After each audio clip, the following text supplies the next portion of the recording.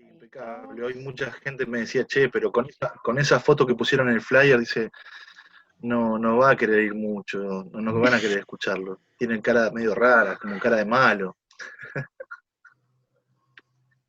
No, pero bueno, agradecidos de ser vuestra primera experiencia en charlas y vuestra primera experiencia en Zoom.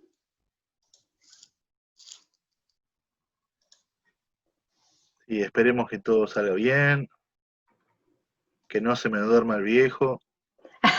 No, ya, mirá, ahí está terminando de entrar la gente, les vamos dando a todos Si ves que se le cierran los ojitos, pegale un grito o algo. Le pegamos, lo sacudimos un poquito, no, igual, mirá, cuando empiecen a hablar, ya me pasó hoy temprano, cuando empezamos a hablar, ya es como que nos despabilamos. ¿No? Ya es como que, bueno, entramos en calentito de eso que tenemos medio dormido. Después no te va a soltar el micrófono. Tal cual. Claro. Pero bueno, ahí vamos entrando de a uno, va entrando un montón de gente. Acá Mario Lucheta dice... Escribir, más que hablar.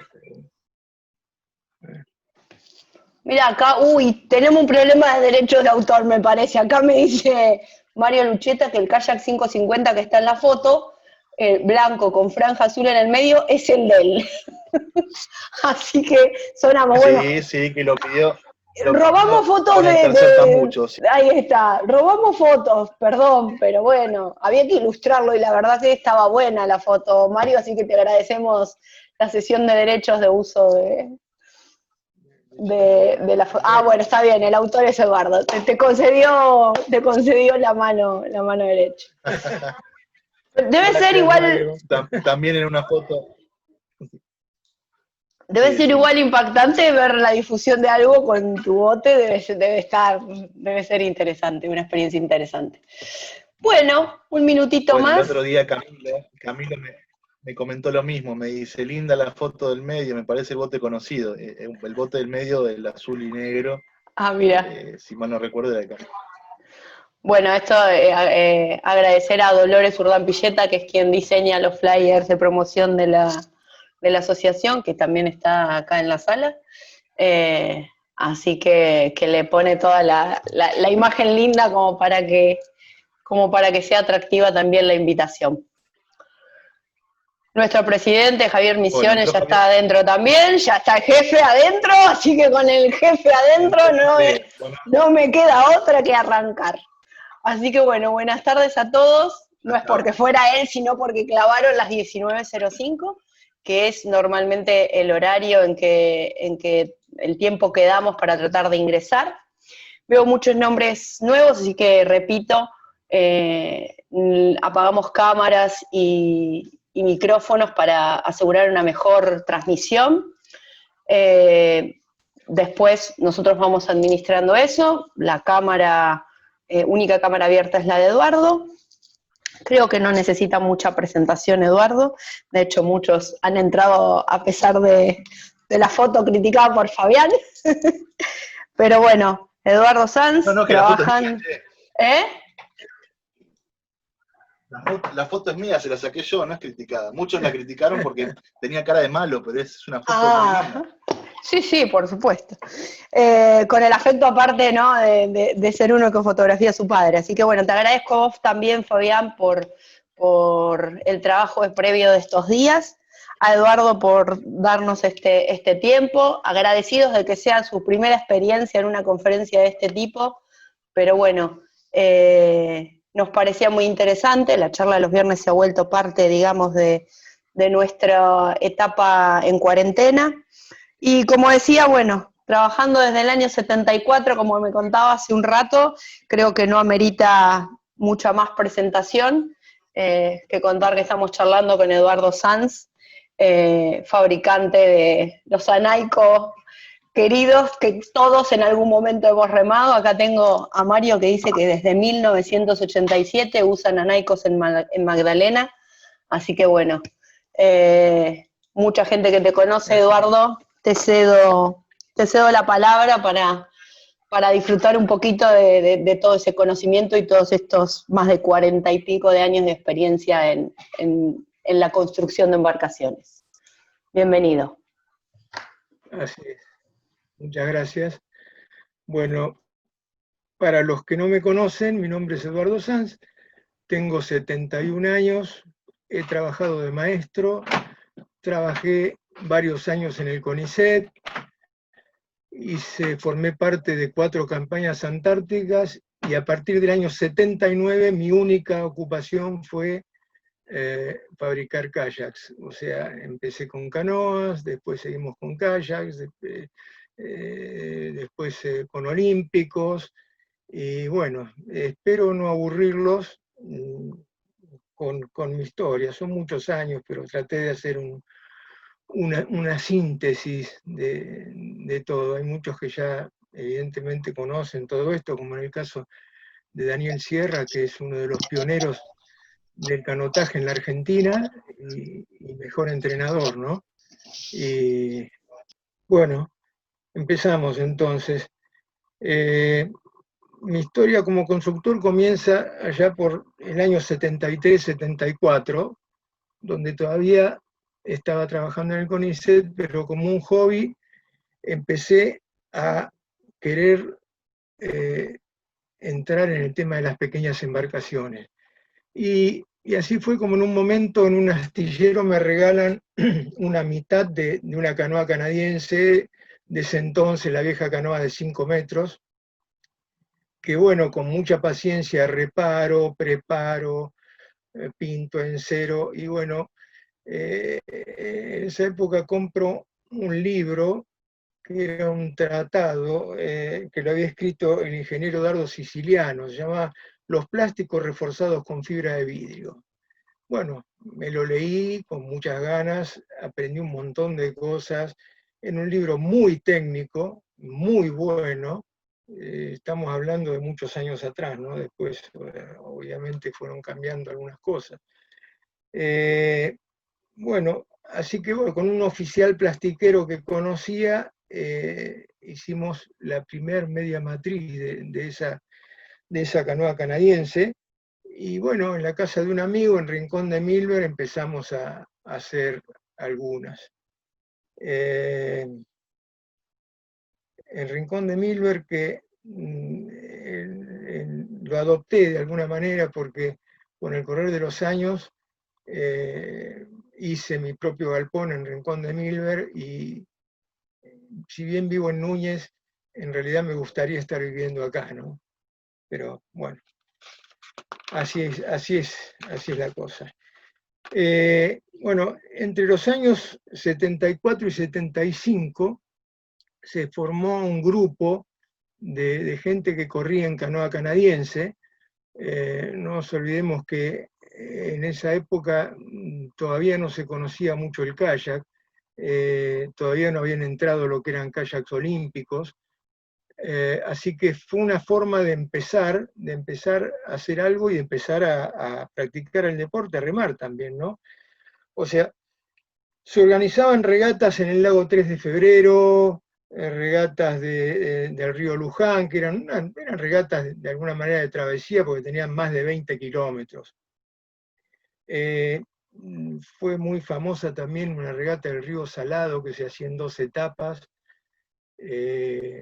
con un campamento intermedio, muy larga y muy dura, ¿no? Pero bueno. Bueno, hemos compartido muchas cosas. En ese entonces conocí a Horacio Sobredo, que sigo siendo un gran amigo desde entonces, y hemos compartido viajes y aventuras, bueno, hasta el día de hoy. En esa época, el constructor referente eran los hermanos Marán, que hacían la canoa Limay.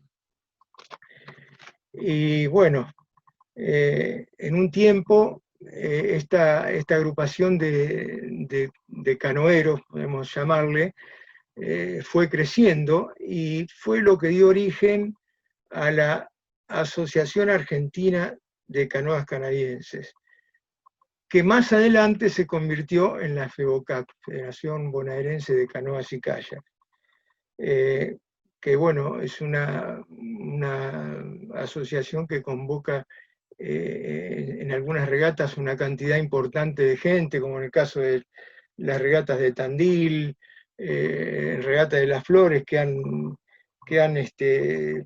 convocado hasta 500 atletas, ¿no? Bueno, más adelante había que mejorar un poco lo que era la vieja canoa, el viejo patacho, y bueno, con Cacho Sobredo nos ponemos a trabajar en una canoa un poco más rápida, un poco más larga. Bueno, logramos algo que caminaba un poco más sin perder la seguridad y la estabilidad. Así que se vendían los cascos pelados, que cada uno lo terminaba a su manera, o sea, se veían cosas inverosímiles. Pero bueno, fue una linda época. En ese entonces, ya en la Argentina se estaba mirando lo que eran los kayaks olímpicos, y bueno, eso empezó, a veces no me puedo acordar bien los años, pero vamos a tratar de hacer una cronología en tiempo, ¿no es cierto? Allá por el año...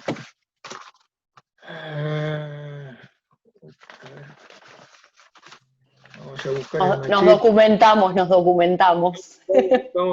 Vamos a buscar el machete. Bueno, en el año 74 invitan a palistas de Argentina a creo que era un mundial en la ciudad, en México. Bueno, fue un grupo que evidentemente estaban acostumbrados a remar en la canoa tipo club, que fue, digamos, era más parecido a un kayak en realidad que una canoa, ¿no?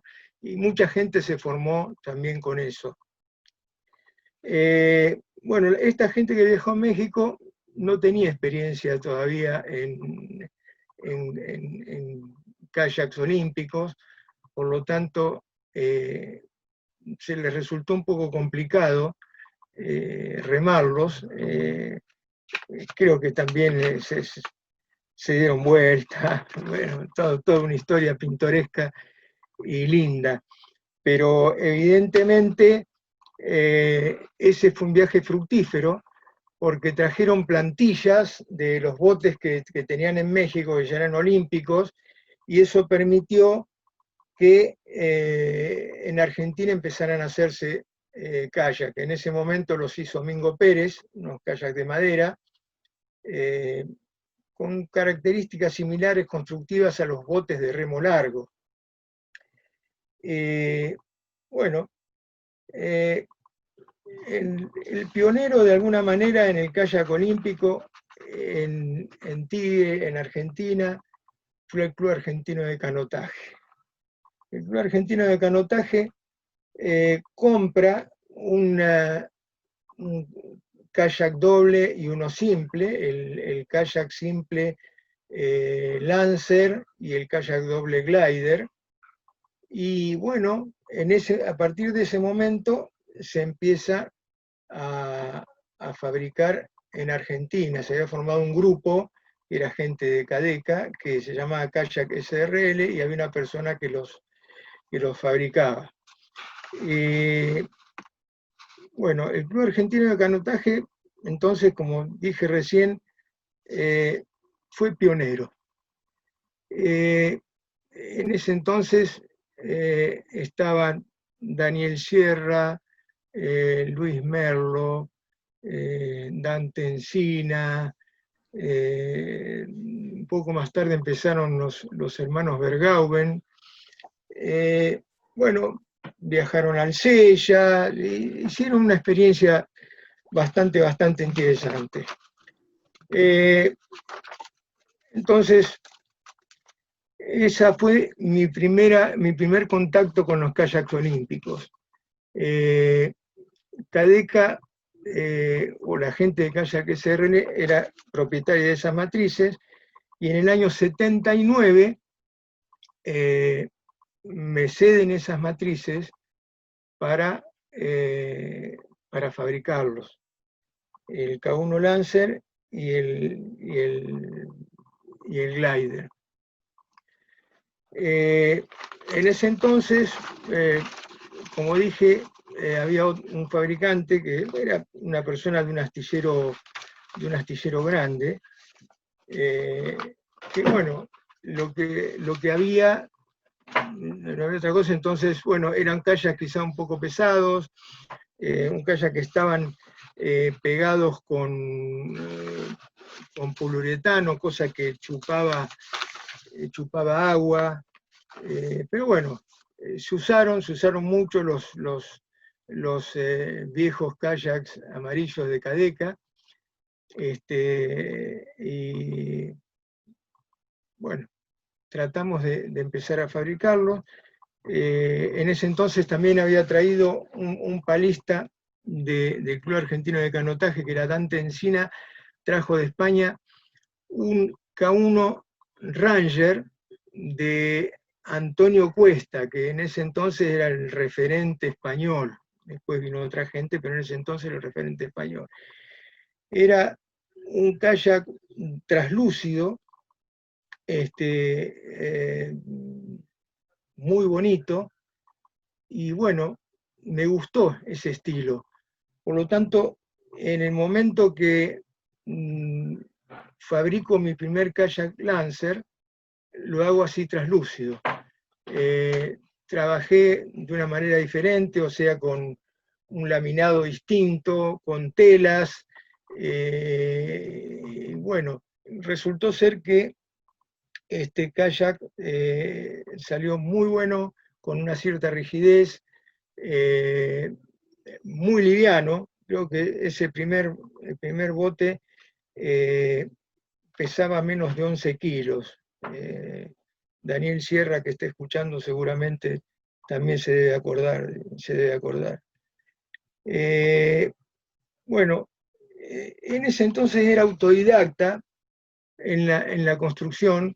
En ese entonces no existía internet, obviamente tampoco el Google. Entonces, probando, fuimos evolucionando, viendo nuevas técnicas constructivas, que muchas de las cuales le sirvieron a gente que siguió fabricando kayak después, ¿no es cierto? Sentaron las bases de la experimentación, va. Claro.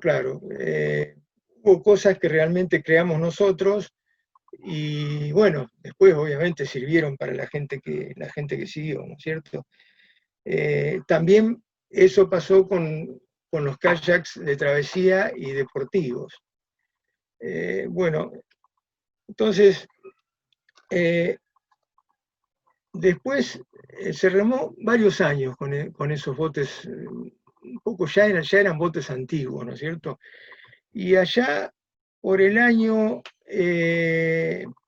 81, el Club de Regatas La Plata, en ese momento estaba Oscar García remando ahí, era un referente en el Regatas La Plata, Capicúa, hizo que trajeran un K1 Tiger, que es el que en este momento están viendo en la foto, de madera, Struer, toda una joya, una hermosura. Y bueno, tuvieron la delicadeza de prestármelo para poder hacer una matriz. Durante mucho tiempo se usó para competir, se vendieron muchos botes de ese tipo.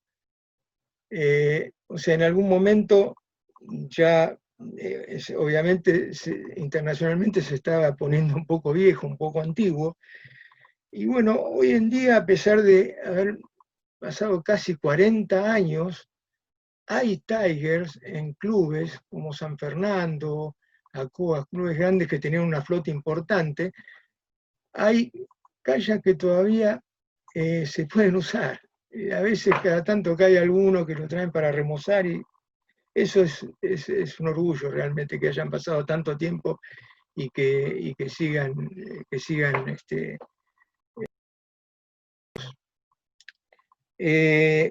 Bueno, después había que modernizar un poco la flota. En ese entonces la federación no compraba kayaks y la ayuda que daba realmente a los palistas no era suficiente, quizá no tendrían los subsidios necesarios. Bueno, en el caso de tener que viajar a una competencia internacional, hacían rifas, hacían colectas o cada uno conseguía el dinero para poder viajar y hacía pulmón. Viajaron a campeonatos mundiales o incluso al Sella. Y bueno, había que modernizar un poco la flota. Entonces me decido viajar a España. Voy a España, me contacto con los hermanos Román Mangas, y bueno, la idea mía era traer un K2 Regina para estar más o menos actualizado con el mundo, y de paso ver de aprender algo y de ver cosas nuevas, ¿no es cierto?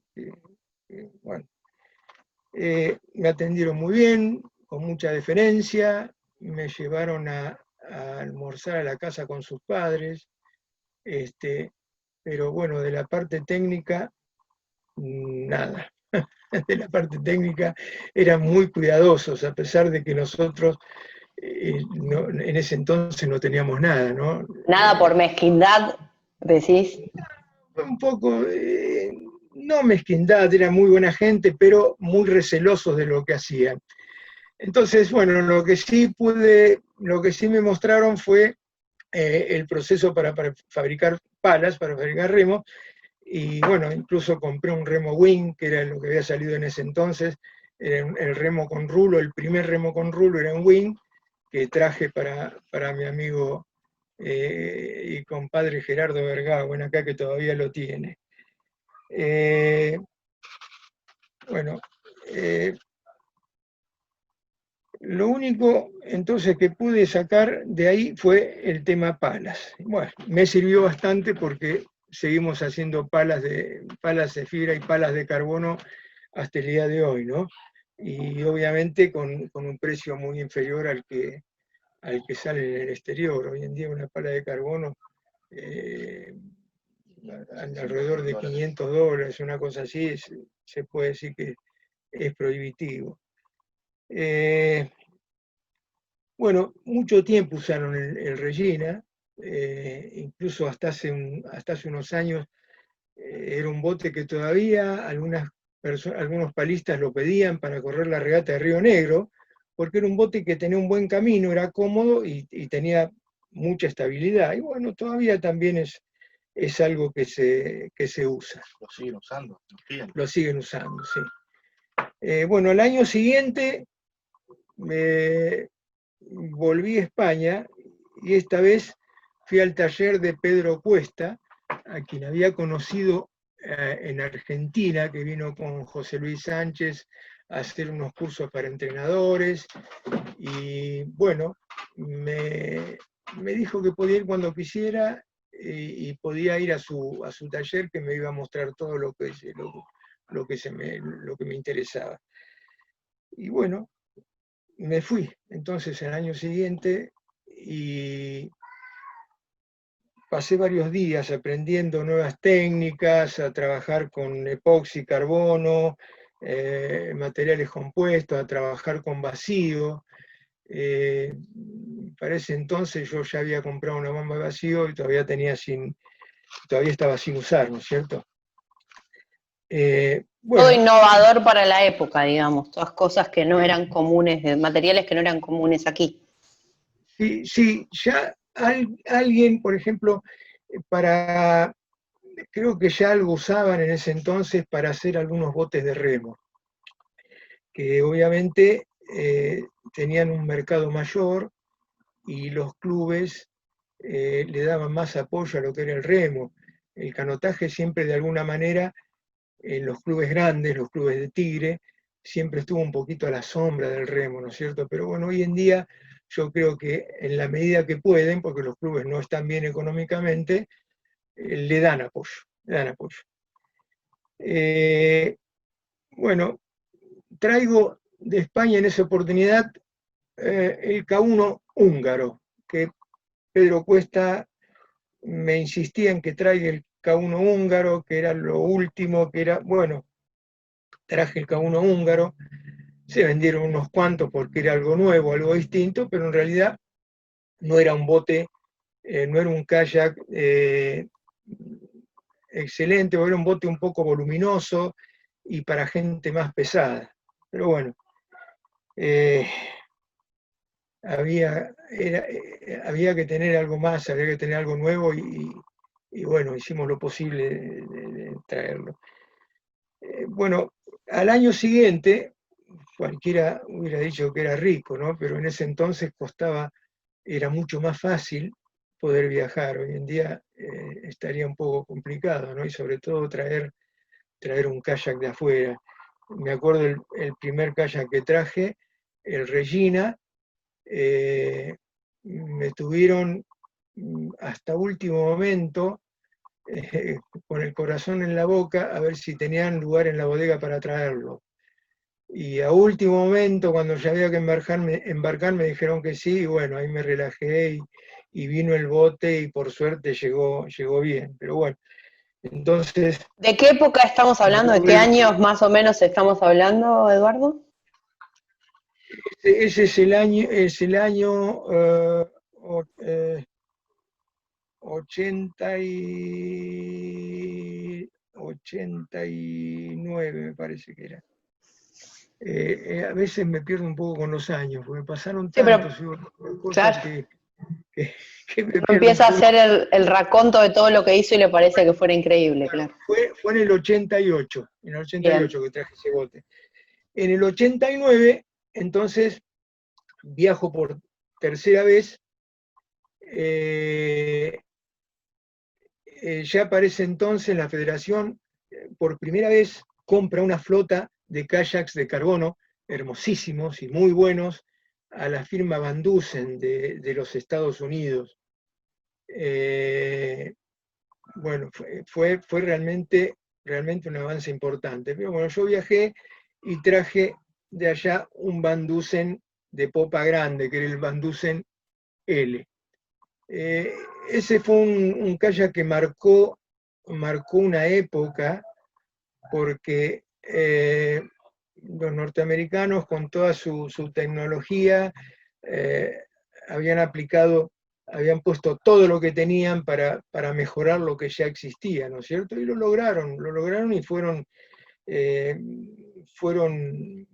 kayaks que siguieron con vigencia muchos años. Incluso uno de los Van Dusen todavía hace algún tiempo lo usaban para correr regatas importantes. Bueno, en esa oportunidad también paso varios días en la fábrica de Pedro Cuesta y realmente muy interesante todo lo que aprendí, todas las nuevas técnicas y el tema del carbono y eso que bueno, hemos trabajado bastante, pero no lo suficiente, porque los costos para Argentina eran bastante altos, o sea, todos los materiales son importados y siempre nos costó mucho todo lo importado al precio dólar. Bueno, estos botes se vendieron mucho.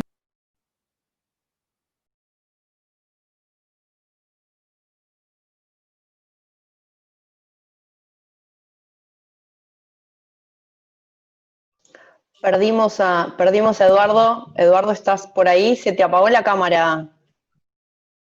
¿Se apagó No, la cámara? se apagó la cámara y no te vemos y se te había apagado el micrófono. ¿Ahora? No, todavía la tenés apagada.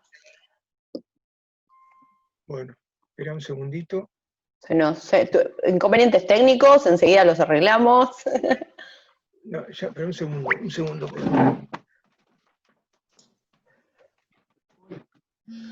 Cosas que suelen pasar. Tenemos poca conexión acá. A ver si podemos reiniciar la cámara.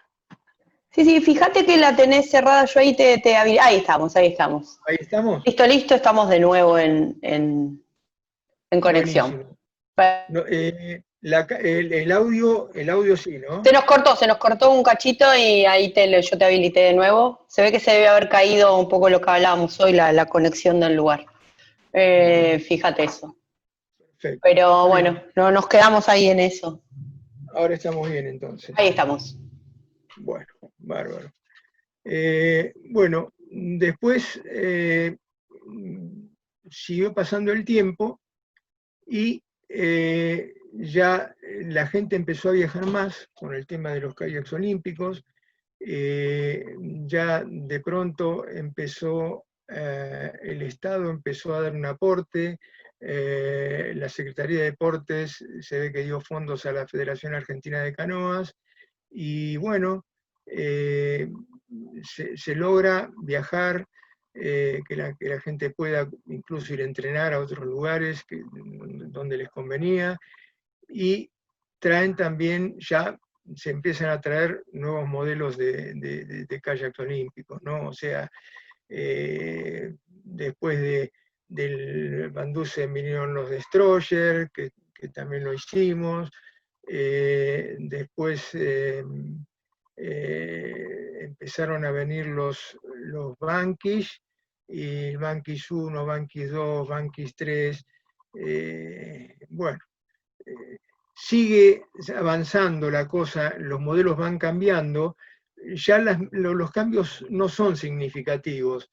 El tema es que en este momento la fábrica más importante, yo diría a nivel mundial, es Nelo. Y bueno, Nelo es una empresa que necesita tener una producción permanente para mantenerse. ¿Qué pasa?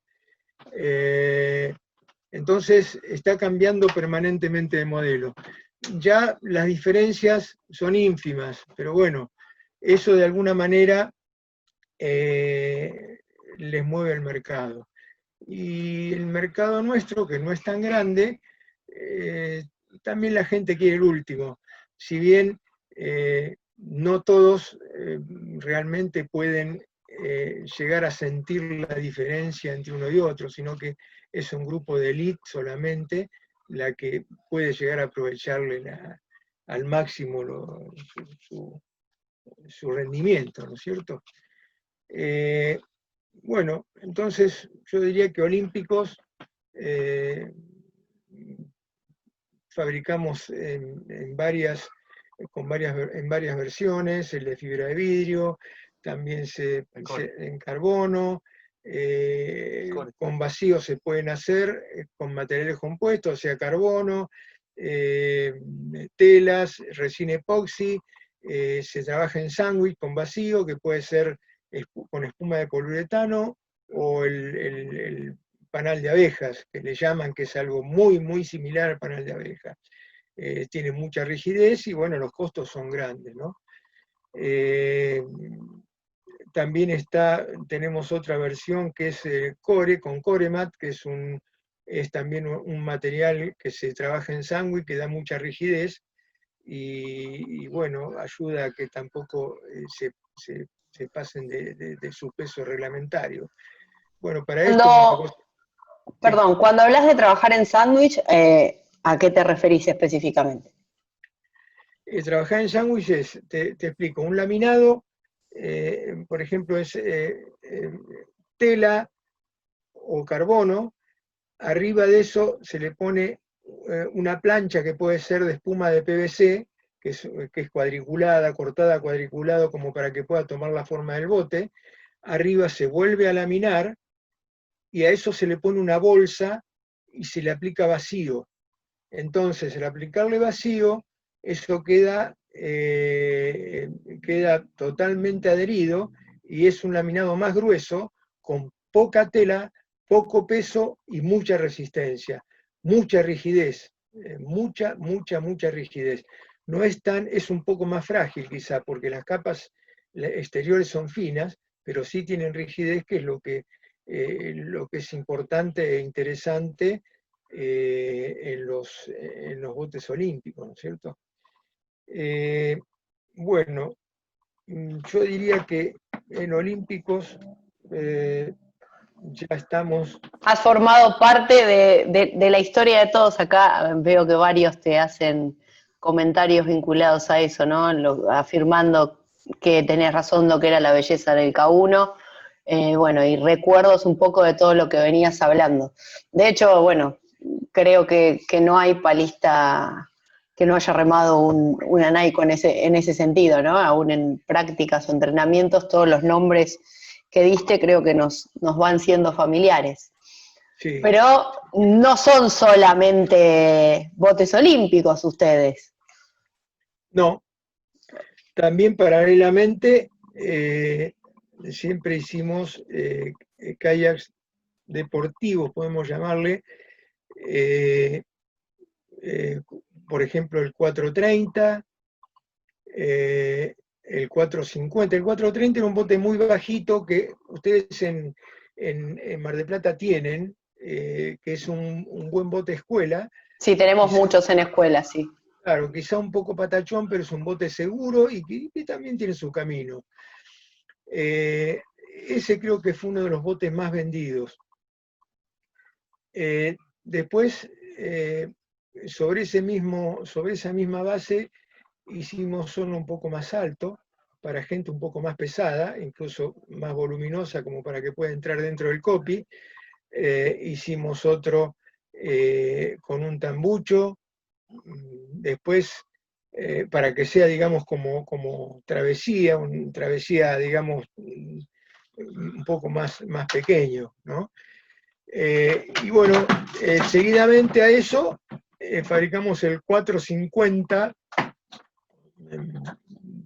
30 centímetros más, 20 centímetros más, que en el agua se sienten. O sea, no olvidemos que la velocidad de una embarcación es directamente proporcional al error en flotación, como decían los viejos. Y bueno, entonces ese con 2 tambuchos como travesía chicos. Después también empezamos, y ahí están, como los que están en la foto de este muchacho de Magdalena. El 550. El 550 fue el primer bote de travesía, el primer bote realmente, puramente de travesía que hicimos. El primero, ese que aparece ahí, es el 450 de travesía. El blanco que aparece ahí es el 450 de travesía. Un bote muy versátil, muy lindo. El primer kayak de travesía en Argentina lo hizo SDK. Ese es el 550. SDK trajo de afuera un modelo de 5 metros 20 y lo fabricó. Después nosotros, lo copió y lo fabricó. Después nosotros desarrollamos un 550, lo desarrollamos totalmente, con 2 tambuchos. Bote... Primero fue sin tambuchos, primero iba pelado. Sí. Primero hicimos el modelo sin nada, o sea, cubierta lisa. Después hicimos con 2 tambuchos, eran tapas un poco chicas porque eran redondas, era lo que había también a nivel mundial, o sea, no es que nosotros íbamos mirando lo que había afuera y íbamos tratando de imitarlo, porque afuera siempre están unos cuantos kilómetros más allá. De seguir la tendencia sin directamente copiar o lo que entendemos por copiar, sino de seguir tendencias de diseño. Claro. Igual en el caso de los olímpicos se copian todos, o sea, acá no hay cosas nuevas, los olímpicos se traen y se copian. Pero en el caso de los travesías, nosotros siempre hicimos lo nuestro. Bueno, este 550 era un poco ancho, pero un bote extremadamente seguro y muy rápido. Más adelante lo modernizamos y le pusimos 2 tapas de tambucho más grandes, o sea, doble tapa con neopren y fibra de vidrio, timón, y bueno, hoy en día lo siguen usando, como el caso de este grupo de kayakistas de Magdalena, que es gente que anda mucho en el Río de la Plata, en una zona bastante desprotegida, ¿no? No nos olvidemos que el Río de la Plata es quizá tan bravío cuando se pone, cuando se pica como el mar, o quizá más peligroso. Acordate que el 550, antes de las tapas con las nuevas, se le hizo la tapa rectangular, la que era como un trapecio. Sí, Que sí, esas las modificamos porque sí, le entraba agua a la claro, gente, claro, no sellaban. claro, no, eso Tuvo es que- en el kayak doble. Bueno, eso sí, lo que fuimos pioneros fue en el kayak doble de travesía. El doble de Bueno, travesía, te iba a preguntar por eso también, ¿cómo era la línea de los modelos de kayak de travesía dobles que tienen ustedes y las diferencias técnicas de cada uno, ¿no? nosotros tenemos 3 kayaks de travesía dobles. El primero, que fue el primero, en un kayak de 550, un poco ancho, un bote de 62 centímetros de ancho, con con una roda no lanzada, fondo redondo, con una pequeña quilla que le daba quizá un poco más de velocidad y sobre todo con viento impide que se vaya de ronza el bote. Bueno, después este bote era un poquito bajo para gente muy grandota. Entonces hicimos el kayak de travesía sobre más o menos el mismo casco, levantamos un poco el francobordo, al levantar un poco la cubierta, para que siga teniendo comodidad para remarlo, le hicimos una especie de chanfle. Y bueno, ese fue el doble max. El doble max, un bote seguro, un bote que andaba bien, pero realmente no cumplió mis expectativas. Era un bote seguro, que lo usa mucha gente, pero no cumplió mis expectativas. Eh, después, después empiezan las competencias. Empiezan las competencias y, bueno, empiezan competencias, primero pruebas combinadas, o sea, triatlones y todo eso, que una de las disciplinas era el kayak, y empiezan a usar los dobles. Así como se usaban los simples en 450 o en 430, después se empiezan a hacer en dobles porque eran competencias por equipo, en pareja, entonces usaban el doble. Y bueno, ahí empieza algo que yo nunca estuve de acuerdo, que es empezar a modificar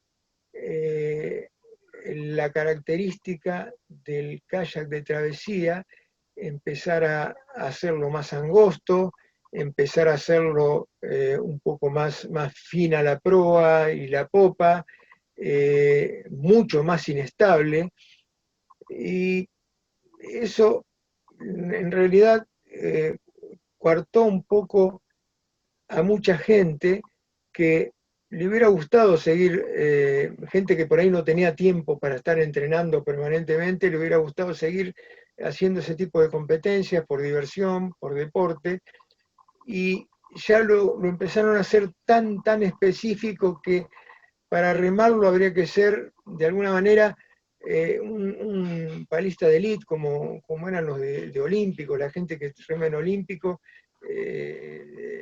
gente que tiene mucho equilibrio, el bote olímpico es uno de los más difíciles que existen. Y bueno, empezaron a hacer esos kayaks de travesía. Mataron un poco una categoría que podría haber sido linda. Y como dice mi amigo Sobredo, en cualquier momento inventan el K2. Y el K2 ya está inventado hace mucho tiempo. Yo siempre me resistí a hacer ese tipo de botes, porque considero que el bote de travesía tiene que ser para travesía, tiene que tener seguridad y tiene que tener posibilidad de llevar en su interior todo lo necesario para supervivencia de los dos palistas. En estos botes nuevos no pueden llevar nada, no pueden llevar peso, son inestables, pero bueno, creo que hoy en día siguen haciendo ese tipo de cosas. Bueno, después sacamos ese bote que está en pantalla, que es el Travesía Doble Pro. Es un bote que camina mucho, es un bote que tiene una buena amplitud, tiene 6,50 m, como el K2 olímpico. Tiene mucha amplitud de carga, tiene tapas de neopren y fibra de vidrio, viene con timón, tiene 3 compartimentos estancos. Es un kayak que me cuenta un amigo que tiene algunos de estos, y José Luis Vicenzoni, y tiene gente siempre remando en el río, y ha hecho travesías importantes, y dice, mira, camina vacío y cargado camina igual. Así que es un lindo bote, pero obviamente es un bote de travesía, no es para competencias. Si bien a veces lo han usado, no es para competencia.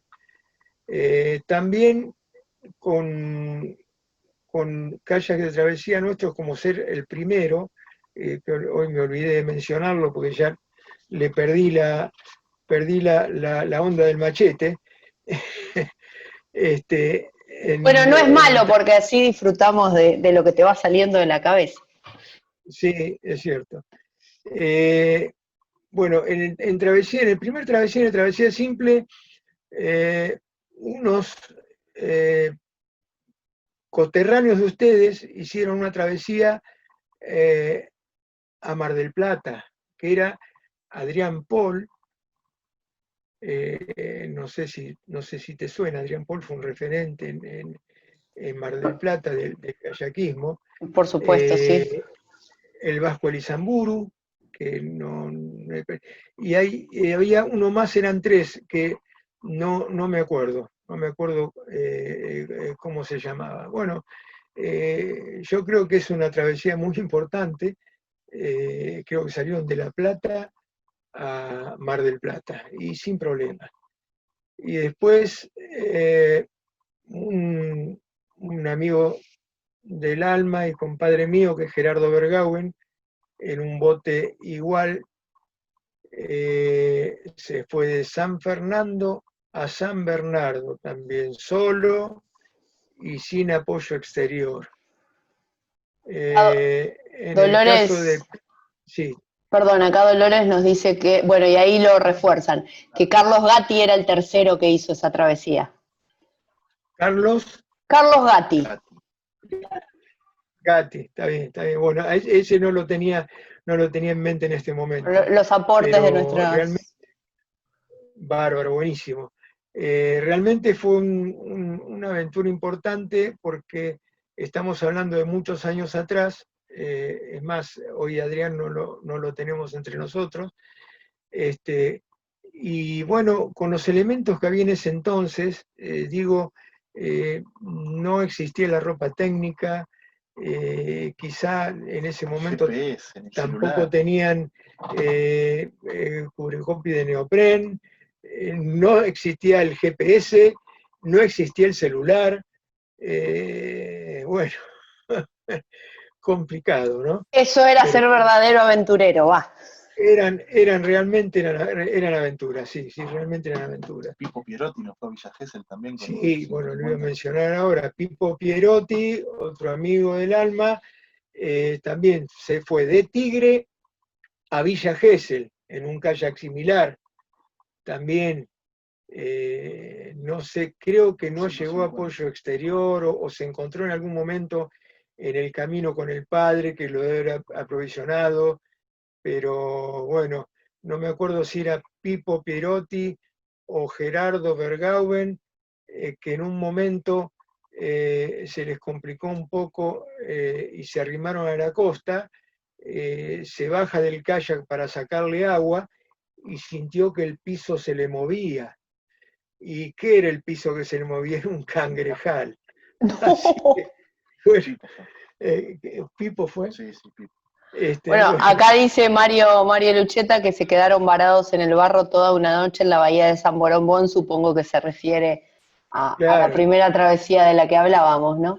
claro. Y bueno, y también en el caso de Pipo, tuvo que dormir en el kayak, cosa Claro. increíble, ¿no? En la bahía de San Boromón, la bahía de San Boromón, que es incluso un lugar, un lugar muy difícil para barcos Sí, grandes. sí, sí. Suelen armarse unas tormentas bastante importantes. En Ujú. un momento el Bahía Aguirre, que era un barco de apoyo antártico, casi naufraga en la bahía por un temporal. Bueno, toda esa gente realmente hizo cosas Hizo historia excepcionales. para que hoy podamos disfrutarla, ¿no? Sí, sí, Y sí, en sí. el caso de ustedes en la construcción también eh, la alegría de saber que fue con algo que hicieron, ¿no? Supongo yo, ¿no? Que debe ser Sin ninguna maravilloso duda, saber que lo hicieron con algo que fabricaste vos. sin ninguna duda me honraron mucho, por supuesto, y me siguen honrando hoy en día al recordarlo. Eh, Como te dije, o como les dije, perdón, Ujú, sí, sí. son muchos los que están escuchando. Sí, son muchísimos y están muy, muy atentos. Tenemos más de 52 Bueno, participantes y están muy atentos. me alegro que no les resulte medio denso y pesado. Algo que se me pasó. Eh, en, Antes que empiece, antes que nosotros tuviéramos muy desarrollado el canotaje olímpico, un grupo de españoles vinieron con 2K4 que había fabricado Antonio Cuesta, hicieron una bajada de Puerto Iguazú a Santa Fe. Y si no fue así, que por favor Daniel Sierra me corrija. Creo que fue de Puerto Iguazú a Santa Fe. Bueno, esos 2K4, la gente de Santa Fe parece que les hizo apoyo, los ayudó, quedaron en Santa Fe. Y bueno, por contactos de Cachito Sobredo y gente incluso que eran clientes en Santa Fe, conseguimos que nos presten un K4, que ya estaba medio maltrecho, y así pudimos arreglarlo un poco y hacer la matriz del K4, que es el primer K4 de fibra de vidrio que se hizo en la Argentina. El primer K4 que hubo en la Argentina lo hizo hacer el Club Argentino de Canotaje y lo había hecho Enzo Bergero, un gran carpintero y muy buena persona. Bueno, después ese K4 de fibra lo tuve algún tiempo largo, se lo presté a la federación, que en ese entonces no tenían K4, lo usaron para entrenar. Y bueno, creo que con el tiempo la federación se quedó con ese bote. Bueno. Si querés, Marina, ahí tenés, está la foto del K4, el primer K4, una de las fotos que está hay personas paradas con el K4. Si querés mostrarlo, que hay unos referentes también A ver si lo encontré, si la tenemos por acá. Hoy lo pusiste, me parece. A ver, la primera creo, ahí estamos. La vintage. No, ese es un K2. Ahí está. Ahí está. Bueno, ahí tenemos de izquierda a derecha Musculito. No me acuerdo el nombre del apellido, simplemente le decían Musculito, era muy flaquito. El segundo Luis Bernal, el tercero Cacho Sobredo, el cuarto y el quinto, dos chicos, Oscar Orefis y Carlitos Delgado, que trabajaban acá. Carlitos sigue hoy en día acá, Carlitos, un poco más viejo, ahí se lo ve flaquito y muy joven. Y en la punta estoy yo, que también obviamente parezco otra persona. Bueno, ese fue el primer K4, realmente un orgullo en su momento. Toda una historia. Daniel Sierra dice, sí, fue Puerto Iguazú a Santa Fe, y uno de los que vino fue Juan Manuel Feliz. Feliz, claro, Juan Manuel Feliz, sí señor, lo conocí en España cuando estuve en la Federación Española de Canotaje. Sí, Daniel Sierra, evidentemente es un libro abierto, es, así como yo soy el constructor más viejo, creo que Daniel Sierra es el instructor, el entrenador más viejo, y con una gran trayectoria, Bueno, es importante poder compartir, ¿no?, esas cuestiones de la historia y precisamente que se vaya dando ese intercambio es lo más. Bueno, dice, también tiene 71, acota Daniel. Es la misma edad que yo y también es del mes de mayo, igual que yo, Daniel. Que me alegro de haberlo visto, recién lo vi por un segundo con Claudia, me alegro de haberlo visto y que esté bien. Bueno, yo no sé si está... Tengo una consulta acá que, bueno, o sea, entre los comentarios y lo que se hablaba así. Pablo nos comentaba si el monotipo anaico es un híbrido entre el K1 y los Travesía. Bueno, eso faltaba hablar, gracias, me hicieron acordar. Y entre eso, ya que tiene que ver, Lisandro Ferraresi nos consultaba si podías charlar un poquito de la historia del monotipo. ¿Cómo no? Eso voy a hacer en este momento. El monotipo fue un bote que creció o se desarrolló por orden de la Federación Internacional de Canoas. O sea, la Federación Internacional de Canoas quería hacer un kayak que tuviera unas características bastante similares a las de un K1, o sea, tiene las mismas medidas, la misma eslora, que sea estable, como para ser usado en todas las escuelas del mundo. Es más, en algún momento lo hicieron y mandaron a varios países ese bote para hacerlo. Yo lo fabriqué acá, pero digamos que no... como una especie de estándar. No, claro, era un bote internacional, escuela internacional vendría a ser. No prosperó acá como un bote escuela, sí anduvo mucho para la gente ex remeros de kayak olímpico, que hubo mucha gente, incluso muy valiosa y muy buena deportivamente, que estuvo en un periodo de su vida remando a full. Cuando llegaba un momento de estudiar, dejaban, después de estudiar se recibían, empezaban a trabajar, dejaban, cuando se casaban también seguían, y en el momento de aflojar un poco en su vida, de estar más tranquilo, hubo mucha gente que volvió a remar, mucha gente. Y ahí, entonces, esa gente quería estar un poco más tranquila. Hay muchos que volvieron al bote olímpico, y hay otros que quisieron tener un remo un poco más tranquilo, o sea, un poco más seguro, y compraban o se hacían hacer el monotipo internacional. Se llama monotipo internacional. Después vinieron los Viper. El Viper, empezamos a hacer el Viper 55, que fue un desarrollo de Nelo, también con toda su experiencia y tecnología. Hizo un kayak que tiene una estabilidad casi de 4, una estabilidad 4, que es casi la estabilidad de un 430, digamos que es un poquito más inestable, un 430, y con un rendimiento, no digo de un K1, pero características muy similares, un bote liviano, un bote que avanza, un bote que camina. Y bueno, después del Vanquish del 55, Salió el cual tenemos el 48. tenemos el 48, que también se parece, ahí en la foto estás viendo Esos son los monotipos. unos monotipos, sí, 3 monotipos. Bueno, los Viper son unos botes de avanzada en ese sentido, son botes estables y botes que caminan mucho.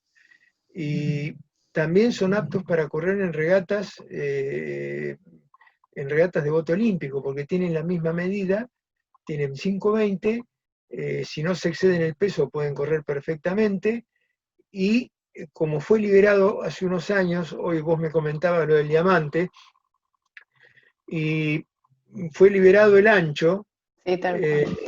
ahí cambió fundamentalmente todo el diseño de lo que son los kayaks olímpicos, ya desapareció el diamante, ya son botes quizá un poco más inestables, toda esta línea nueva. Después el Vanquish 7 es el que cambió ya la proa. El 5. El 5. Por ejemplo, el Vanquish 5 ya cambió lo que son las líneas ortodoxas, digamos, las líneas de antes. O sea, la proa es como si estuviera invertida. Bueno, son cosas que van cambiando con el tiempo. Y bueno, y redundan en un mayor rendimiento, ¿no?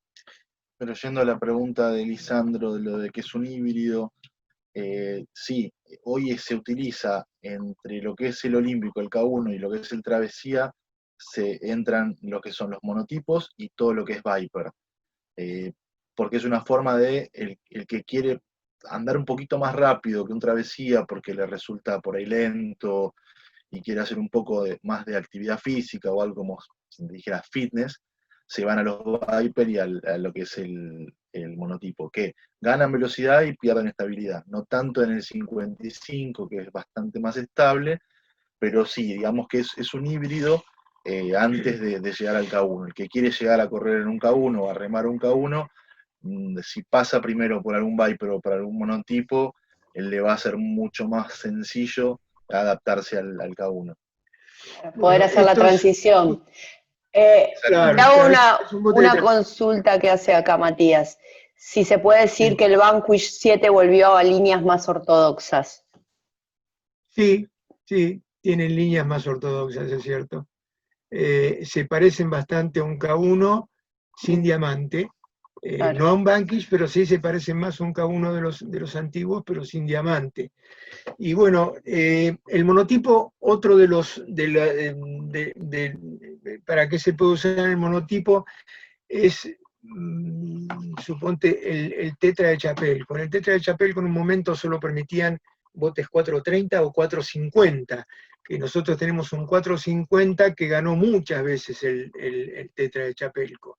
No permiten en el bote de Chapelco los botes olímpicos, pero en realidad en un momento tenían que ser con tambucho, con pasacabos en la cubierta, entonces de pronto la gente te pedía un monotipo con un tambucho en proa y una en popa, con pasacabos en la cubierta, con elástico, con shockcore, timón, y bueno, después eso en definitiva se liberó, lo único que no permiten en esas pruebas combinadas es el bote olímpico, pero todos estos ya se permite. Si bien en el caso del tetra, el lago Lácar, si está picado, a veces conviene más correrlo en un 430 y uno va a llegar seguro y no correr el riesgo de darse vuelta y perder un tetra como le pasó a un famosísimo que es Lolly Roberts, que una vez venía ganando y que ganó el tetra algunas veces, una vez venía ganando y robando y eligió mal el bote y bueno, perdió el tetra porque se dio vuelta, ¿no es cierto? Bueno, también, sí, 450 ya hablé. Estoy viendo a ver si me queda algo en el tintero. Franco dice si estos modelos de monotipo se recomiendan según el peso del palista o si es indistinto, que era algo que hablábamos hoy temprano también, ¿no? Claro, Cómo en realidad, elegirlos. sí, en realidad el monotipo internacional es un bote que la Federación Internacional lo hizo como bote escuela, y se entiende que en general el bote escuela también tendría que ser para chicos, y en realidad es un bote para gente un poquito más pesada, ¿no? O sea que es un bote que puede bancar tranquilamente una persona de 85, 90 kilos. Más también, ¿eh? Y más también, pero bueno, digamos lo ideal. Y para un chico es un bote que quedan un poquito colgados, pero bueno. Claro. En un momento la federación había mandado a hacer acá unos botes escuela, que después se perdieron todos, que eran un poquito más chicos, eran más parecidos a lo que era un 430, un poco más chiquitos, que por ahí para, para los chicos serían mejores, ¿no? Y sí, algo que quedó en el tintero, no sé si tenemos tiempo Ahí todavía. Sí, Camilo tranquilo, comenta. y tenemos varias preguntas, así que Ahí tranquilo. Camilo, él con 98 Sí, kilos sí, re mal. sí.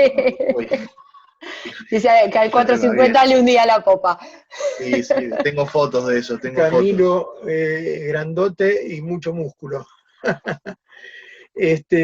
Bueno, algo que quedó en el tintero y que es algo que ustedes los marplatenses conocen, son los botes de mar, los botes de barrenar.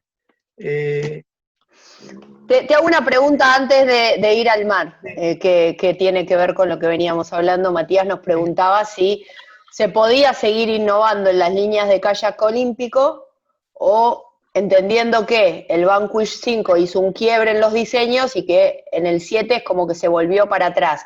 ¿Eso tiene que ver con que ya no hay capacidad de innovación en el diseño o con qué? Yo creo que ya no hay demasiado para hacer.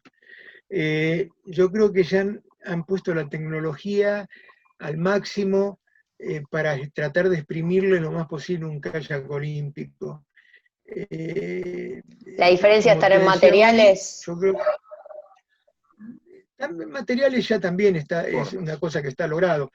Van cambiando en las formas, pero ya no hay para cambiar mucho en el camino en sí. Simplemente le cambian las partes estéticas porque es una forma de seguir vendiendo. Son empresas que tienen que seguir vendiendo. Bueno, es lo que refuerza Matías acá. Yo personalmente pienso que ya no hay más en el casco que se pueda cambiar para que camine más.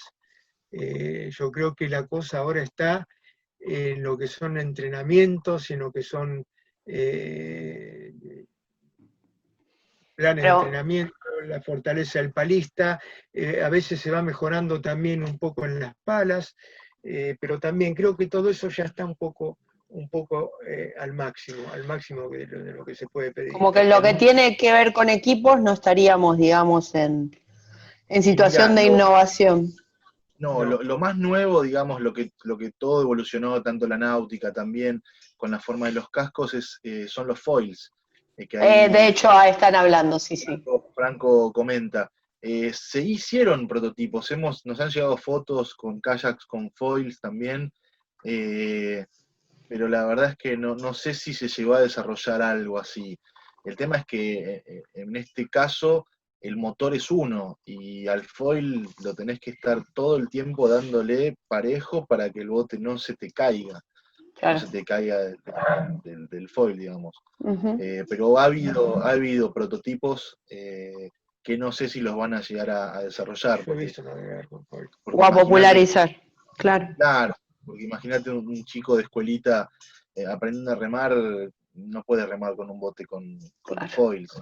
También necesitas un poco de profundidad para poder salir, bajar con las rampas, es más complicado, pero bueno, si en algún momento van a hacer algún prototipo, lo van a popularizar y va a salir, va a surgir. Bueno, se está usando mucho en lo que es vela eso. Bueno, la vela es el viento el que te impulsa. Claro. La tecnología avanza, los aparejos, las velas y todo, entonces eso es fácil llevar. En un kayak es un poquitito complicado. Pero bueno. Bien. Bueno, Te dejo con lo que, pero como tenía que ver con las preguntas respecto de canotaje, que quería cerrarlas ahí. Perfecto, perfecto. Nos ibas a hablar del mar. Del mar, del mar. Claro, también se me pasó, la verdad, cuál es el primer kayak que se fabricó en la Argentina, y era un kayak que también lo hizo Kayak SRL, ese primer kayak, después lo seguí haciendo yo, que era la copia del Clipper Múnich 72, que era el viejo Anaico 430. 420, perdón. ¿No hay uno atrás del Tiger? Fíjate, Marina, en la foto del Tiger, en la que es una de las No, vintage, 420 me parece. creo que hay un bote atrás, no sé si es el 420. Ahora, No, A ver. 420 me parece que no hay. Bueno, ese era el bote más, el primer bote que se hizo acá. Ese bote se usó, no había otra cosa, más que una canoa canadiense. Creo que no está. Ya, ese es un K5, el que está atrás es otro modelo por el estilo, el que está atrás, que recién apareció, es un K5, que era un bote de aguas blancas también, muy voluminoso, que también lo hicimos. Bueno, te decía, el 420, en ese momento no había otra cosa, entonces se usaba para pasear, se usaba para hacer travesías y se usaba para aguas blancas, o sea, para descenso, ¿no? En la cordillera. Era un bote bastante difícil porque fue hecho para descenso. O sea, llevarlo derecho te costaba, tenías que ir palo y palo, tenías que acostumbrarte a mover la cintura, a cuerpearlo para que no se te vaya, y cuando dejabas de remar te hacía 180 grados, te volvía loco. Lo usaban también para barrenar. Bueno, y a través de ese, después fue evolucionando, fue que sacamos el 430. Simplemente se modificó un poco el casco, la cubierta, y se le afinó la proa y se le sacó un poco de voleo, proa y popa. Después hicimos un bote de 4 metros que también había hecho SDK, 4 metros proa muy redonda, que se usó mucho para barrenar en Mar del Plata, en Gesell, en toda la costa. Nosotros teníamos el Anaico Slalom, y ya en un momento hicimos otra cosa más, con mi amigo Carlos Winkler hicimos el Anaico Mar, que fue un bote de avanzada en ese momento porque tenía 3,20 metros, proa y popa redondas y voluminosas, digamos, que fue un excelente kayak de barrenar, con muy poca ola hacías maravillas. Y bueno, y hubiera sido un bote también para usar en aguas blancas, porque la disciplina aguas blancas fue cambiando, y hoy en día los botes de aguas blancas son todos botes chiquitos. Incluso los kayak surf son kayak chicos. Ajá. Y bueno, que hacen piruetas y los hacen en carbono, y bueno. Bueno, esos botes se usaron mucho en Mar del Plata y en toda la costa. En un momento no había playa que no tuviera un montón de kayak, de botes. Hubo 1000 fabricantes, la gente iba chocha al mar por ahí. En la primera ola se quedaban con el copy en la cintura porque se les rompía. Hubo mucha chapuza en lo que es kayak. También. A lo largo del tiempo. Y la gente que no entendía compraba. Cuando se daba cuenta ya era tarde, pero bueno, nosotros tratamos de hacer siempre lo mejor y ir perfeccionándonos, ¿no? O sea, nunca... ¿Hoy están fabricando algo orientado al mar? No, Nada. en este momento no, pero sigue. Yo creo que el Anaico del mar, que es de 3,20 metros, sigue teniendo una vigencia total para barrenar. Pues es un bote muy, muy, muy cómodo y muy... Hicimos también en algún momento una tablita barrenadora, pero no prosperó demasiado. Estuvimos hablando, hace poquito estuve hablando con un chico de ahí creo que es de Mar del Plata, para hacer algún kayak surf. Que ustedes tienen un montón allá El kayak surf es una industria, o sea, es un tipo de bote que tenemos en deuda tener botes más cantidad, más modelos que se fabriquen en el país y sobre todo más modelos desarrollados, ¿no? Porque el tema es que casi todo es solo copia completa y bueno, las copias no se permiten en los torneos internacionales. Entonces Claro. es un área en la que sí, es verdad que hay como una deuda respecto de tener más opciones locales, ¿no? Sí, más que nada también por los valores que se manejan hoy en día También. afuera, ¿no? Es Sí, hoy imposible. el mundo que nos toca en este momento, que creo que es el que hace plantear otra de las preguntas que teníamos, también ha cambiado la posibilidad de acceder a equipos, no solo por costos, sino por dificultad de traslados. Este mundo nuevo, que todavía no sabemos cómo va a resultar, hace mucho más difícil el participar en torneos internacionales, en lugares de los que por ahí se puede traer algún equipo y hace difícil esos traslados, entendiendo además que son materiales sumamente delicados, como nombraban, kayaks de Carbono y Kevlar. carbono, kayaks de carbono Carbono y y Kevlar. Kevlar, Bien, exactamente, que bueno, en los traslados precisamente cuanto más liviandad, los traslados no suelen ser precisamente livianos, o cuidadosos, digamos, también se hace complejo el ingresarlos al país, lo cual reduce la posibilidad también de práctica de una actividad que, como bien decías, en alguna época fue muy popular y que hoy por hoy se está trabajando. De hecho, de la asociación trabajamos mucho para tratar de difundirla, pero la falta de oferta de embarcaciones es uno de los limitantes para eso. claro. Ese kayak que tenés en pantalla es el Cabo de Hornos.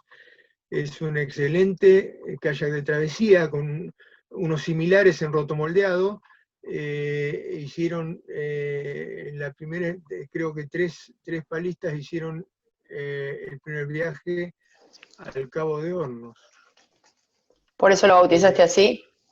Sí, que es una zona, evidentemente yo la he navegado, esa zona en barco grande, y bueno, el pasaje Drake es uno de los más bravos del mundo, que es por donde está el Cabo de Horno, ¿no es cierto? Uh-huh.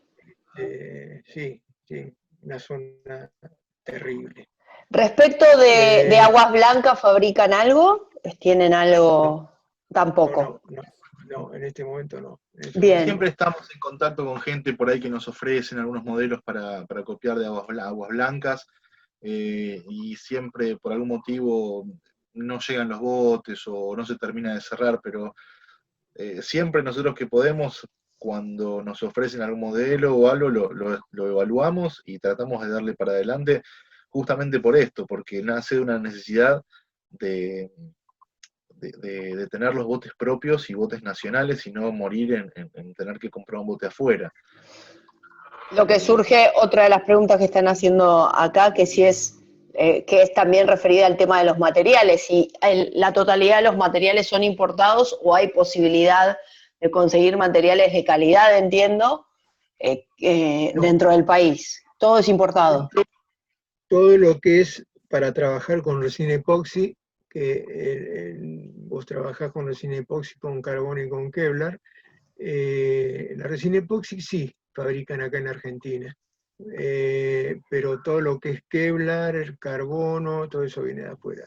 Todo eso viene de afuera y siempre llega muy caro, siempre Claro. llega muchísimo más caro de lo que cuesta afuera. ¿Cómo Así se que cuenta el acceso a esos materiales en este momento con la situación que se vive? ¿Hay acceso o es muy complejo? Sí, sí, sí hay acceso. Hay podés acceso. acceder a todo, a todo. El tema es que muchos de los botes que se construyen afuera, carbono, epoxi y demás, eso es todo en dólares y es muy caro. Es muy caro, y ahí para contestarle a Matías, que pregunta, es lo de los materiales. Acá podés conseguir todo, el tema son los valores. Los Ah, valores y los valores de matrices y procesos. A veces los botes que llegan de afuera son botes que están hechos con, no son tres personas trabajando en un astillero, son monstruos y claro. tienen procesos muy industrializados. Acá trabajamos todo a mano, acá es todo a mano. Desde la fibra, la resina, hasta todos los tornillos que tiene el bote, todo está hecho a mano. Claro, hay una Afuera está todo más diferencia. Más y, y industrializado. claro, acá uno si tuviese, por ejemplo, ¿no? En el caso de Nelo, si tuviese la maquinaria y la tecnología que tiene Nelo, acá se podría producir tranquilamente, pero saldría casi lo mismo que comprar un bote de Nelo. No, pero el tema también está en que el mercado no es ni remotamente parecido, entonces en determinado momento uno tiene que invertir mucho para hacer un desarrollo de una pieza determinada y no justifica la inversión, porque nunca lo vas a recuperar. Bueno, lo que me lleva a una de las preguntas que tenía acá, ¿no? Si, cómo veían ustedes la demanda, ¿no? De kayaks de travesía, de kayaks olímpicos, cómo ven que ha evolucionado durante los últimos 10 años y cómo lo ven frente a la situación en la que estamos viviendo, ¿no? Y hacia adelante, ¿qué prevén que puede llegar a pasar hacia adelante? Y bueno, en este momento está muy complicado. Y creo que más adelante también va a seguir complicado. Y bueno, en los últimos años se ha ido trabajando, nada del otro mundo, pero se ha ido trabajando, uno ha podido seguir adelante. Hay mucha gente ya trabajando en lo mismo, de repente aparece gente nueva, y bueno, el mercado no es tan grande, entonces en definitiva nos tenemos que achicar un poquito todos, ¿viste? Claro. No ven un crecimiento en la cantidad de palistas o en la cantidad de interesados en la adquisición de este tipo de botes. ¿Se ve más Sí. en algún rubro en particular? No, el tema, hay palistas, hay mucho semillero, digamos, en los clubes. Si los clubes estuvieran funcionando en este momento, tenés mucha gente que a futuro puede llegar a seguir remando. Los clubes grandes que hay acá, en general están casi todos en crisis. Entonces, el palista que quiere remar casi siempre tiene que comprar su bote. Y si no, si lo compra un club, tienen que hacer asados, tienen que hacer colectas, lo que sea, y bueno, y comprarlos. O sea, antiguamente, los clubes compraban botes, y compraban 1, 2, 3 botes, 4 botes, así como compraban los botes de remo largo, que son mucho más caros, y hoy en día los clubes no están en condiciones de eso. Entonces, es como que bajó un poco. En el interior, quizá un poco mejor. El interior siempre funciona un poquito mejor, ¿no? Pero claramente sí a lo que preguntabas vos de la cantidad de palistas, sí, creció muchísimo. Yo creo que en algún momento, hace años, se puso como de moda lo que es el kayak de travesía y demás, y creció mucho. Y hay mucha gente que a través de la travesía se vuelcan a otras disciplinas, a botes un poco más rápidos, como te comentaba, los híbridos, y siempre sí va creciendo, yo creo que va creciendo. Los olímpicos también, porque los kayaks olímpicos, obviamente los clubes eh, tienen los semilleros, que son las escuelitas que necesitan competir, también tienen la parte de travesía, pero tienen las escuelas que son para remar en K1 y demás. Y sí, está creciendo. Si bien la situación no ayuda, como contaba papá recién, los clubes, las crisis y demás, yo creo que siempre hay gente y siempre los clubes tienen chicos.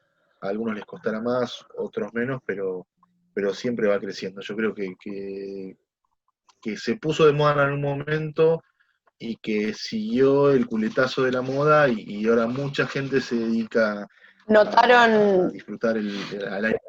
¿Notaron algún tiempo en especial donde hubiera un boom más marcado, ya sea de travesía o de canotaje olímpico? ¿Algún momento en el tiempo, algún año en el tiempo en el que ustedes digan, bueno, acá se produjo un cambio y hubo un crecimiento de la demanda de botes de travesía o de botes o de botes olímpicos? Mira, hace unos años, ya unos cuantos años, se vendía mucho travesía y se vendía mucho bote de mar, pero mucho, mucho. Así como también en un momento de crecimiento se vendían muchos botes olímpicos. Y una cosa que no mencioné, que vale la pena mencionar, es yo creo que Viedma, en Río Negro, en un momento, yo considero, es una opinión personal, ¿no? Fue la capital del kayak olímpico, porque si hacíamos un censo, nunca pude conocer eso, pero si hacíamos un censo, creo que era la ciudad que más kayaks tenía y más clubes, o sea, clubes que me acuerdo una vez fui a una regata, a la regata de Río Negro, y bueno, llegué y pregunté, y los clubes, estaba La Ribera, está Piedrabuena, ¿y dónde está tal club y dónde está tal club? Y bueno, el club era El río. un corral frente al río, un corral de alambre, donde tenían una botera y había un montón de botes, y había varios clubes así, había un entusiasmo y había por eso digo, bien más. Bueno, acá te refuerzan eso, Matías refuerza eso diciendo que en Río Negro se ven muchos anaicos de competición, K1 y K2, y que en Viedma hay más de 7 clubes que ahora están ya todos construidos, edificados, armados, y ya no son ese galpón del que hablas. O sea, que ha crecido y que evidentemente del tiempo en el que vos nos estás contando hasta ahora, ha habido una evolución del deporte. Lo que sí dice que no se ve mucho anaico en lo recreativo, ¿no? Como que por alguna razón en los botes recreativos ha costado más que lleguen a Río Negro. No, el tema es que cerca hay fabricantes que coparon un poco el mercado. Bien. Cerca de la zona, en Neuquén y todo eso, hay gente, entonces les resulta quizá más fácil, ¿no? No digo que Más sean accesible. mejores, simplemente que están un poco más cerca, ¿no? Y una cosa también que no hablamos es de la regata de Río Negro. También yo creo que Río Negro fue la cuna del canotaje en la Argentina, así como Cadeca fue el primer club que le dio envión al canotaje acá, en Buenos Aires, Gran Buenos Aires. En Río Negro, con el tema de la regata de Río Negro, fueron pioneros, corrían con kayaks hechos por ellos de madera y lona.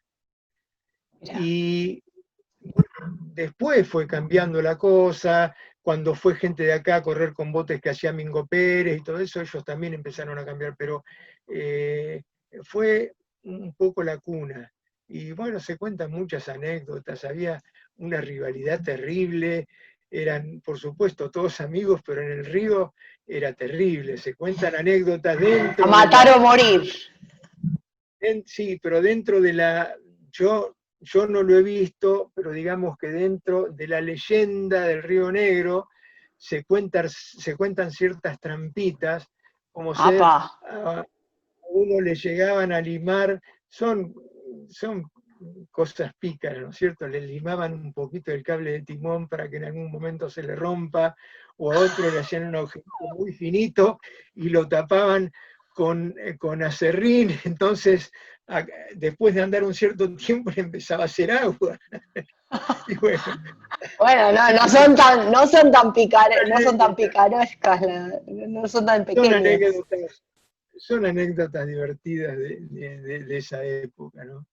Bueno, lo que refuerza Matías, bueno, lo mismo que estás leyendo vos. Sí. Léelo, Marina, si querés. El hecho de que en lo recreativo se busca lo más cerca, pero cuando ya hablamos de lo competitivo buscan calidad, por eso se ve mucho anaico, entre otros astrilleros de Capital. El tema es que los transportes salen muy caros. Claro, la logística es determinante. Casi 3.000 pesos. Casi 3.000 pesos mandar un... Bueno, entonces, sobre que estamos un poco justos, los pobres argentinos... No, ¿dónde? Después tenés otra pregunta acá, Exacto. Iván, que pregunta por qué el kayak que se está mostrando, el Cabo de Hornos, tiene la proa tan elevada. Bueno, ese es un kayak de travesía de mar. Y justamente la proa elevada, quizá la foto lo hace más elevado de lo que es, pero en realidad es elevada la proa y la popa, que eso permiten que monte la ola y no se clave en ella. O sea, el bote siempre está flotando como una bollita. Y es uno de los botes más parecidos a los que de alguna manera dieron origen a esto, que eran los botes esquimales, lo que hacían con piel de foca. Eran botes muy angostos, que remaban con unas palas muy parecidas a las que usan algunos remeros de travesía acá, que a mí personalmente no me gustan, palas con una cuchara muy finita y larga, no sé lo Agroholandés. que es desperdiciarla, claro.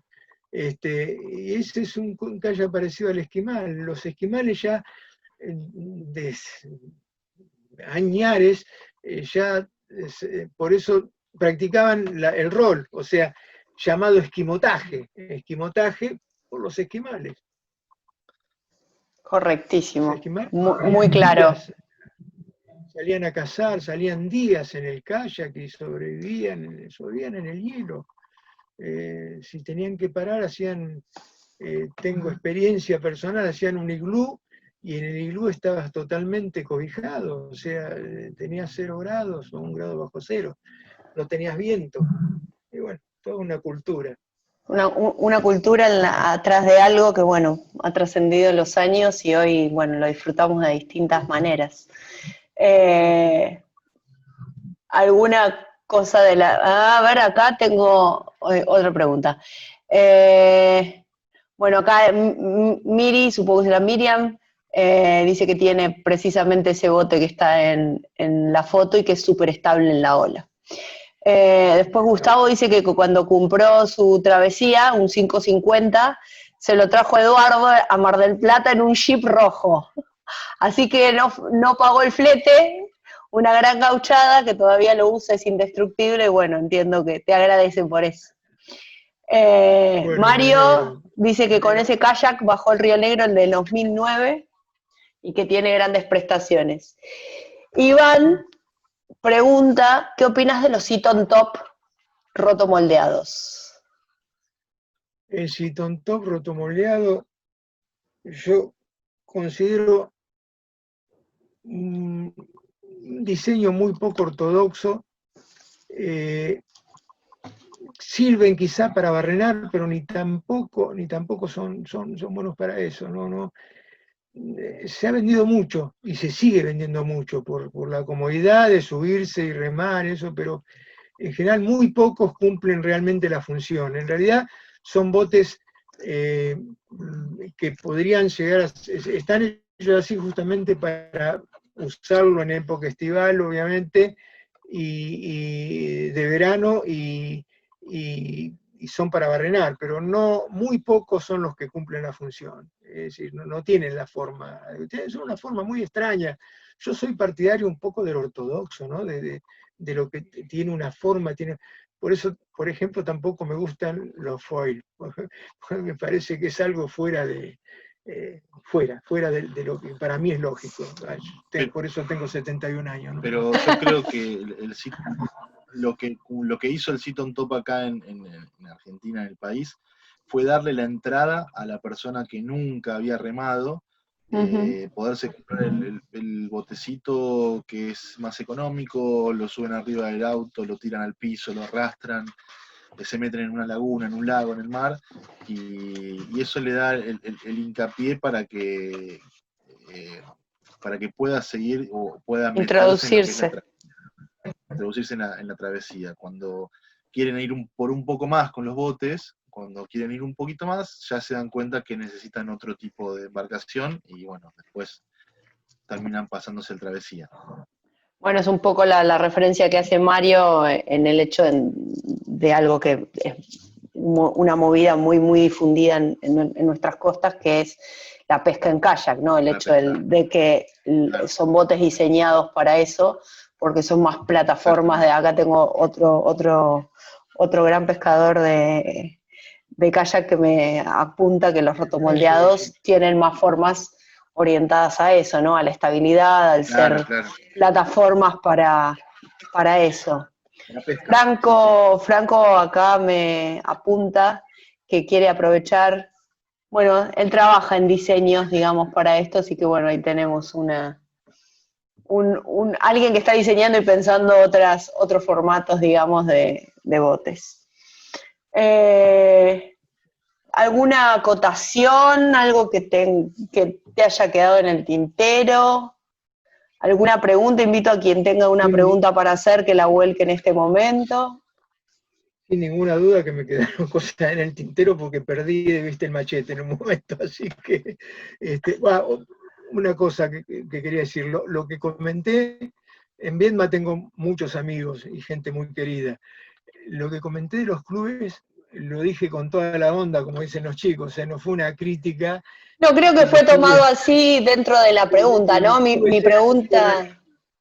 Yo llegué y buscaba, y el club tal, ¿dónde están? No, acá, ahí. Y un corralito que me llamó la atención. Pero bueno, eso no quita la garra que le pusieron siempre. Pero creo que va de la mano lo que los chicos comentaban, iba de la mano un poco de lo que era la pregunta, ¿no? Cómo habían visto que las cosas habían evolucionado o que habían cambiado. Claro. Y bueno, ahí estaba el contraste, ¿no? Hay un cambio, hay una evolución, una búsqueda de la calidad, por cuanto empezaron siendo esto que vos contás, lleno de pasión y simplemente con una boterita al lado del río, con el río como principal objetivo, a haber desarrollado un interés importante, buscar botes de mayor calidad, buscar innovación en esas cosas y poder tomar, poder crecer hasta con el esfuerzo de, como sabemos, en todas las instituciones, clubes o demás, el esfuerzo que implica y que va de la mano precisamente de ese gusto. Así que no, acá te aclaran que no se tomó mal, que bueno, iba en ese contexto, ¿no? Lo que ha crecido la actividad. Sigue siendo un polo importantísimo en lo que es canotaje y es más, y bueno, y a su vez organiza la regata más larga del mundo, que es la regata de Río Negro, que en un principio eran los 1000 kilómetros de Río Negro, de Neuquén a Viedma.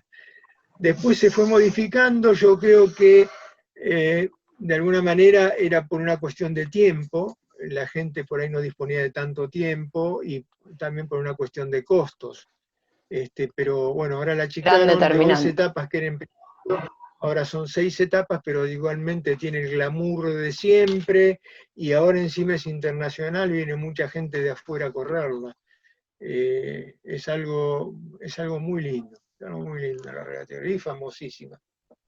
Bueno, acá me acota Marilú que hay más de 100 alumnos del CEF 67 de Berisso que usan los 430 y que hace años cuentan con esa flota en el CEF, así que hay mucha gente aprendiendo en los botes que ustedes han creado tan artesanalmente como contaban.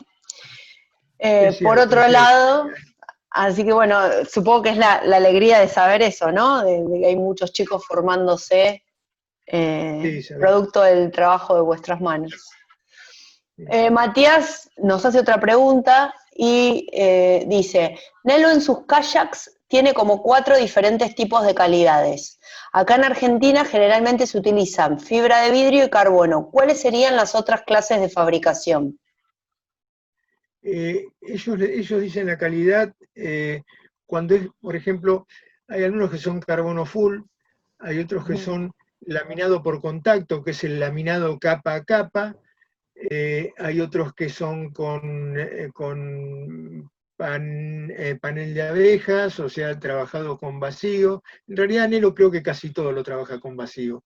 Y bueno, ahí van las diferentes calidades. Un carbono full, yo no tengo idea en este momento, pero debe salir muchísima plata. Esas son las calidades. O sea, el bote que lleva más costo de material y que le lleva más tiempo a la terminación. Tiene una terminación increíble, pero ¿qué pasa? Tienen gente, 2, 3 operarios permanentemente para hacerle la terminación a un bote, cosa que acá no podríamos ni soñar con hacerlo, ¿no es cierto?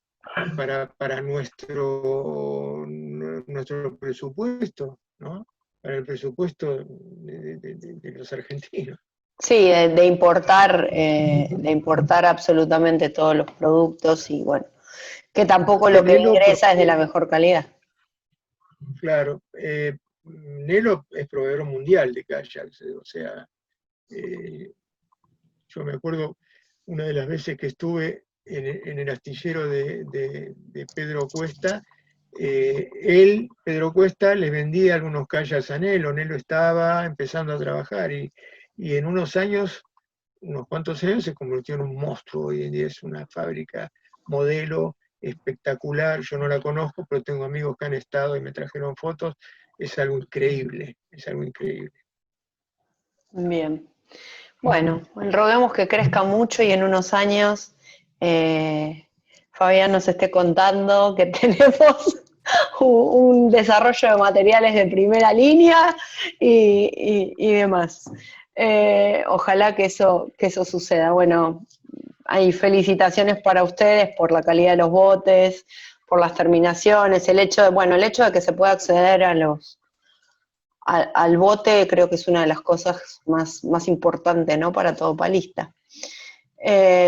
Así que bueno, veo que tenés muchísimos fans, han entrado muchísimos fans que se han mantenido durante 1 hora 45, llevamos ya escuchándote, así que el temor que tenías de que se te aburrieran, te aviso que no ha sucedido. Bueno, Así que bueno, hago una última invitación a un comentario que ustedes tengan ganas de hacer, alguna última pregunta que quede, alguna referencia. Mira, y sigue entrando gente.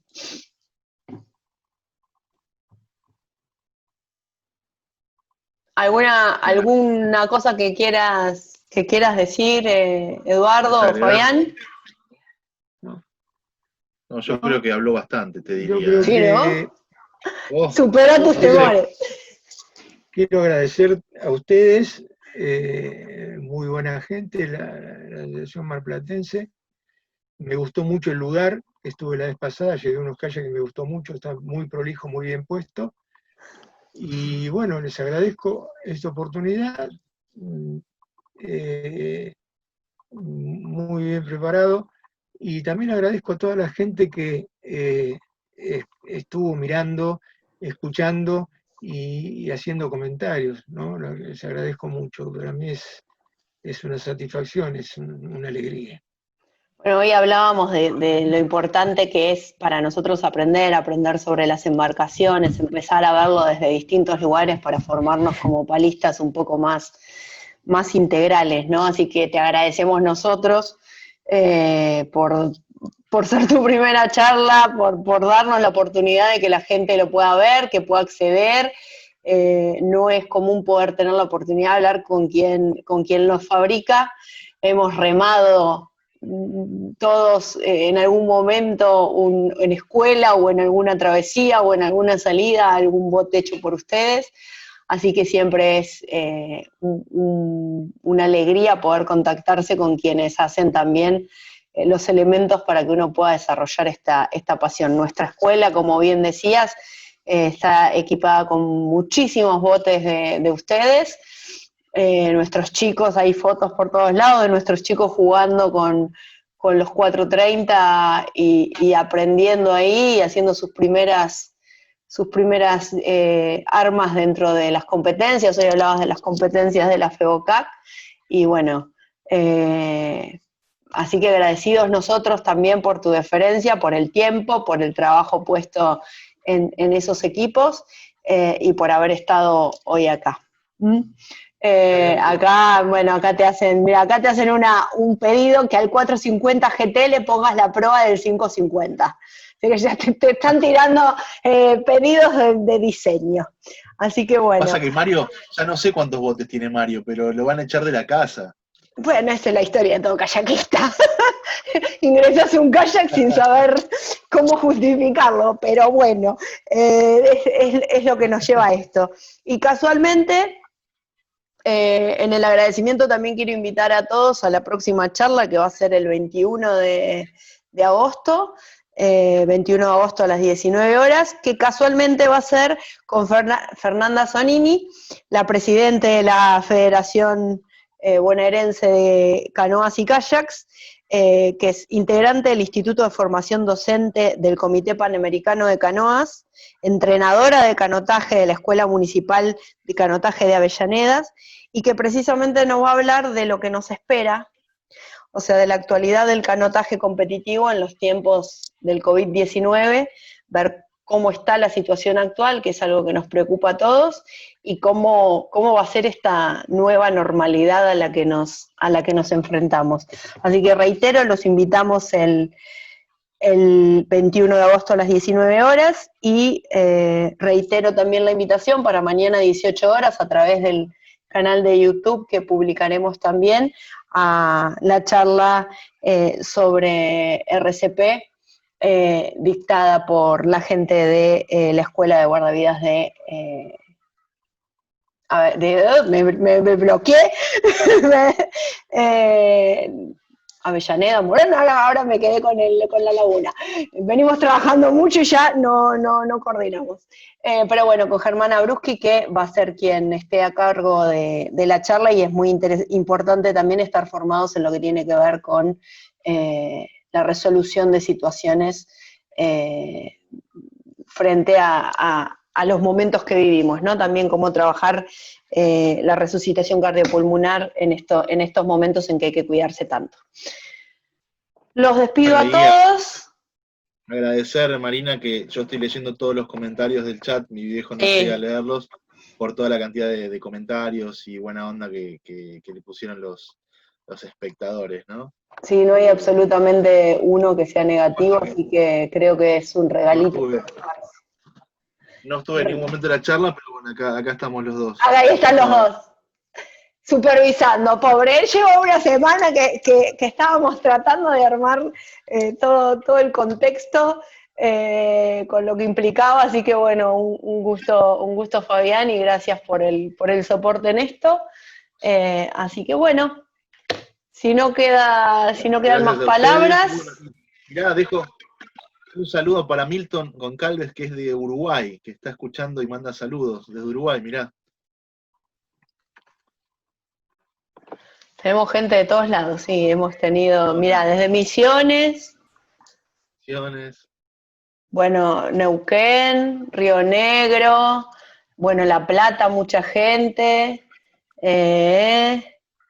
Mirá, acá tengo a alguien que dice que su primer kayak fue una Naiko 450 hace 44 años.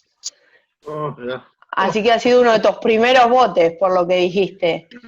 Luis Beltrán desde Río Negro. Desde Luis Beltrán, Río Negro, perdón.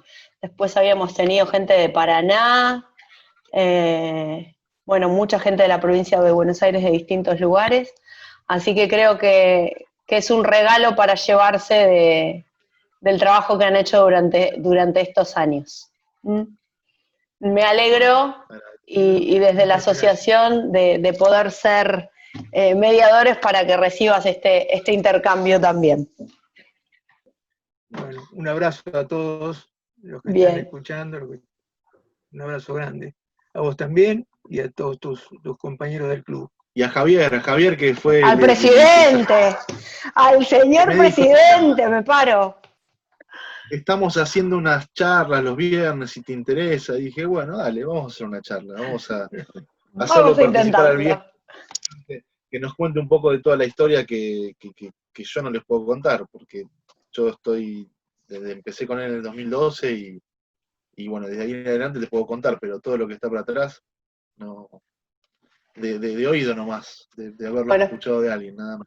Es parte de tu legado y evidentemente ha sido muy positivo por los mensajes que estamos viendo, así que los felicito. Bueno, muchísimas gracias. Sin más que decir, los despido a todos y nos vemos el 21 de agosto a las 19 horas con la charla sobre canotaje en tiempos de COVID. Buenas tardes a todos.